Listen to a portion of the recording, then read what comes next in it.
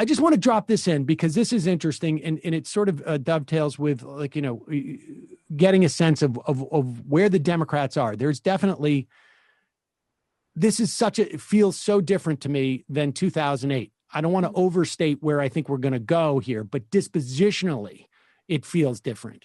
Jeff Stein from the Washington Post reporting senior Democrats are drafting a plan to directly send $3,000 per child and $3,600 per young child to millions of Americans. Aides say this is an effort to look more like direct checks, aiming for a direct monthly deposit of $300 than the traditional tax credit offsetting liability, which of course doesn't have value to you if you're not making enough to offset that liability. Plan still has to be written and passed. Aides say planning subject to change. Some Democrats are worried about IRS capacity to actually pull this off. Leading Democratic plan would not require families to offset credit against liability to receive it monthly. And some experts at Columbia say the bill could reduce child poverty by about 50%. Now, just the fact that we're seeing, and again, I don't want to overstate, Joe Biden's come out with his healthcare plan, and it's basically taken from the HEROES Act, minus the expansion of the public option, as far as I can tell, which is just subsidizing COBRA, which is incredibly wasteful. It's just a total sop to the healthcare industry. It's horrible. Mm-hmm. But there's other things that we're seeing, like they're green shoots. I don't think they're going to grow so big, but give me your sense of just like where we are today. And we sort of predicted this too, but when we've seen these fights about personnel, on balance, progressives have gotten some of the things that they wanted. Not all, but some. They're not getting, let's put it this way. It's hard to sort of say that Joe Biden is specifically smashing progressives in this, as to where we are at this point. Right. There's no sister soldiering going on either, where, he's smashing progressives to prove to the political press and to others that, oh, look, I'm not one of them. You don't have to worry about me, which was a dynamic that went on for decades in Democratic politics, and including with the Obama administration. Yeah, they did it famously too. And in fact, they came in and very, very specifically, defanged the, their entire grassroots organization that they had built up. I mean, this was, and it was a conscious thing. They did it on purpose to prove to the political establishment, including big business and Wall Street and certainly the media and the old school political establishment in DC, that they were not in the grip of the progressives. I don't see that dynamic happening here. What I see more is a kind of like, this is a big faction in my coalition that I've got to account for. And so it seems to me that people within the Biden, inner circle, whoever it is, maybe it's Ron Klain, maybe, there are a lot of good people actually around him who are, kind of saying, look, these are good ideas. Let's do it, without regard to the fact that they are, of course, going to be slammed hard by Republicans. I mean, this is the new thing that I haven't seen before, which is kind of, I think after Donald Trump, it may be that Democrats have just gone, these people are nuts, and worrying too much about what Republicans think of us may not be necessary. We don't, these people, they're going to do their thing, and they already are. They're calling, this is Marco Rubio out there, and he's one who's running for re-election in Florida. You can bet he's being let loose to be as Trumpy as possible down there, and he may be running against Ivanka Trump, which should make for a very interesting race down there. But anyway, he has gone as far right as he can get. And he's out there complaining that Joe Biden is a socialist because of these things that you mentioned. So this is where they are. I mean, that's Marco Rubio, right? I mean, he was the fair-haired boy who was going to be the next president. They had groomed him as the young Latino, the new generation. He was part of the immigration reform in 2013. And I mean, there was...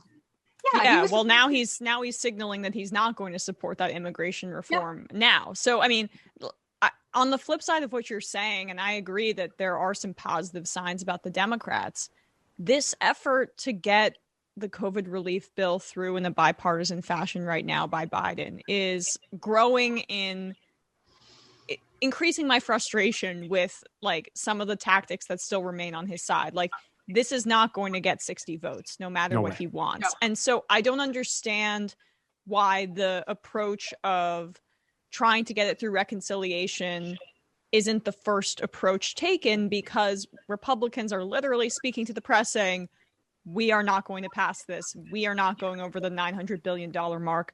And that's obviously woefully insufficient. So there are positive signs, but I have fears that, like, are we really going to wait until March to get this COVID relief bill out there? I mean, it took 6 months with these negotiations for the last one that, ultimately was immensely watered down. Well, I hear you. And you could have, seen maybe them coming out and just saying, look, we have to move so fast on this that we're not even going to, pretend that there's going to be a bipartisan negotiation here, because it's clear that we can't get 60 votes. We already know that.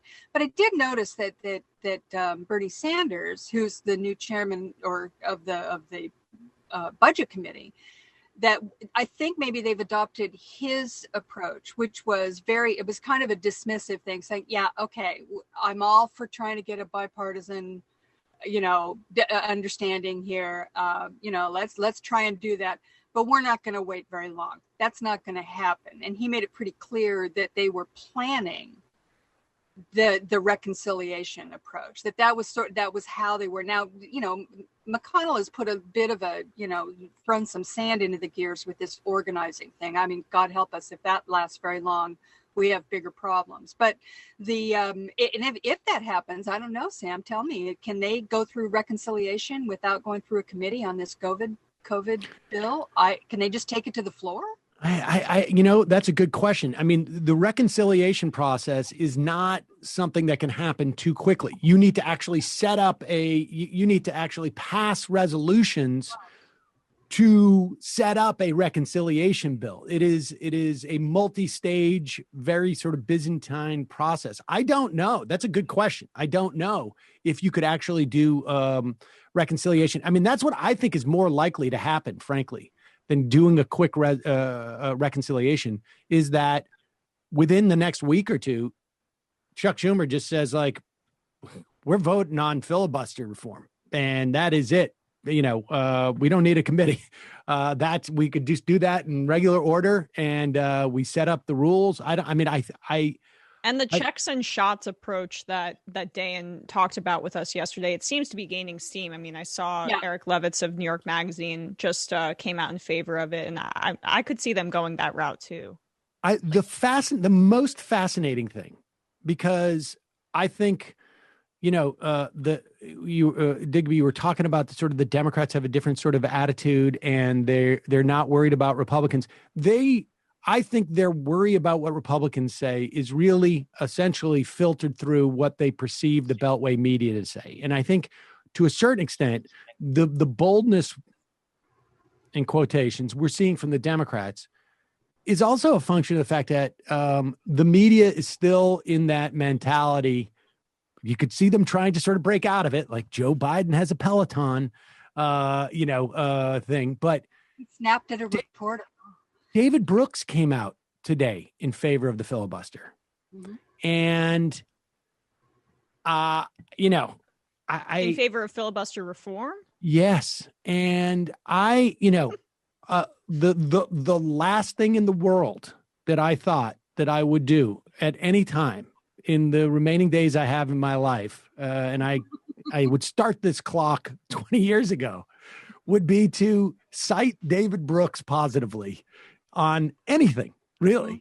But with him, with David Brooks, who, if there's anybody who's talking to suburban Republicans, at least in the mind of Democrats, it's David Brooks.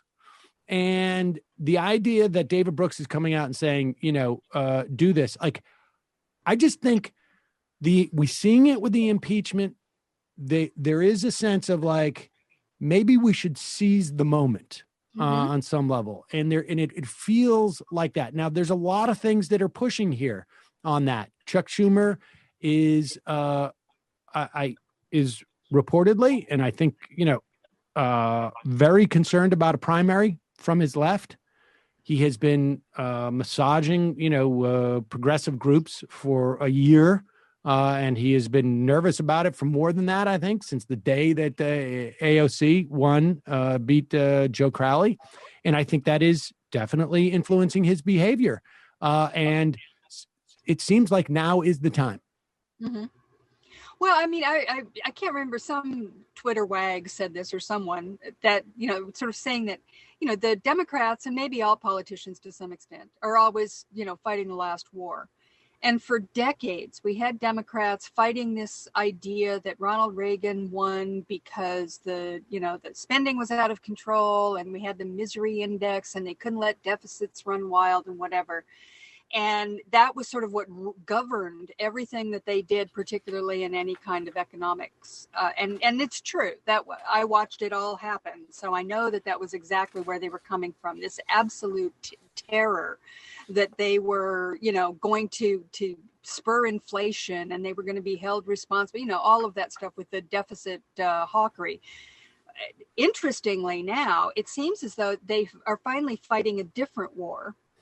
It is the last war, but it's a good thing they're fighting it. Right. Because the war that Obama came in and didn't go big enough, and that they wasted their opportunities, and the recovery was too slow, and they ended up hamstringing themselves by not being bold enough in 2009 when they came in. And by the way, it was a $900 million, ceiling that time as well. Emma, I'm sure you remember that number has some magic, kind of quality to Susan Collins. And this, and the Democrats seem disinclined to listen to that. The other side of it, as you put it, the press is hugely important here. And I noticed this morning that Maggie Haberman retweeted a tweet from one of the reporters at the New York Times, citing Jack Schaefer of Politico, saying that the press needs to be very careful and not be too easy on Joe Biden because most of the country mistrusts the mainstream press. So you're going to see that happening. And I think there's going to be a lot of pushback. And I think that reporters are much more sensitive to that than they used to be because, it's social media. I think they've also been personally burned by the Republicans and Donald Trump to such a degree that maybe they, developed a little thicker skin to that particular criticism, but it's going to be out there. Yep. And it's already being seen, oh, look, Joe Biden snapped at a reporter. Oh, look, this, that, and the other. And it's just it's going to take a lot of forbearance on the part of the Democrats to resist that, it's this kind of gravitational pull to, both sides, everything, and to try and say, look, we're just as hard on Democrats as we are on Republicans, despite the fact that Donald Trump was, frankly, a monster. And so, we're going to see more of that. I'm sorry to say.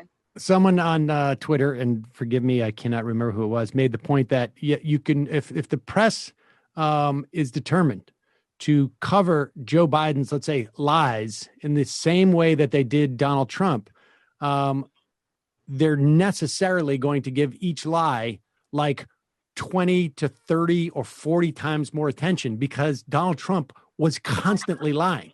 And so if Donald Trump delivers 100 lies in a week, there's only so much time to cover each one of them. But if Joe Biden delivers one lie in a week, they're going to spend the whole week on that one lie. I mean, on some level, that dynamic is, Trump flooded the market. Like you couldn't cling on to anything. It's exactly. Just way too many. What do you grasp at? Exactly. It's interesting that you bring up emails, right? That's what happened with Hillary Clinton was Yep. They elevated her, two scandals to the level of Donald Trump's overwhelming incompetence, ineptitude, and psychopathy and his pathological narcissism. Her emails became, the equivalent of that. And that's the power of a narrative. It's the power of creating a narrative. For sure. You mentioned Ronald Reagan, and there's a great piece by Timothy Noah in, I think it's the New Republic. I don't have it here, but he pointed out the point that Reagan's number, Reagan increased the deficit, his spending went up. I've said many times in this program, if you look at the recoveries of every recession, the big tell that we did not see during the Obama administration is the growth of government jobs.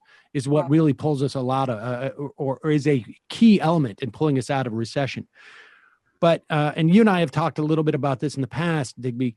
I think one of the other factors, and again, I think it's possible. I don't want people to get the wrong impression. I'm not overstating. I don't mean to gloss over, what I think are inevitably going to be Joe Biden's shortcomings. But we're 2 days in, and just from a dispositional standpoint, and to the extent that they've done anything, what you can do within the first 2 days, I didn't have huge hopes for Joe Biden, but to the extent that I had minimal hopes, many of them have been, basically landed. And I think part of this is also in terms of response. There's a lot of different factors in terms of comparing this to the Obama administration. But the idea that Noah talks about is that we're entering the era where it's the end of the war on government. And people like Bill Clinton carried this water where they said, the era of big government is over. I mean, Democrats had adopted this.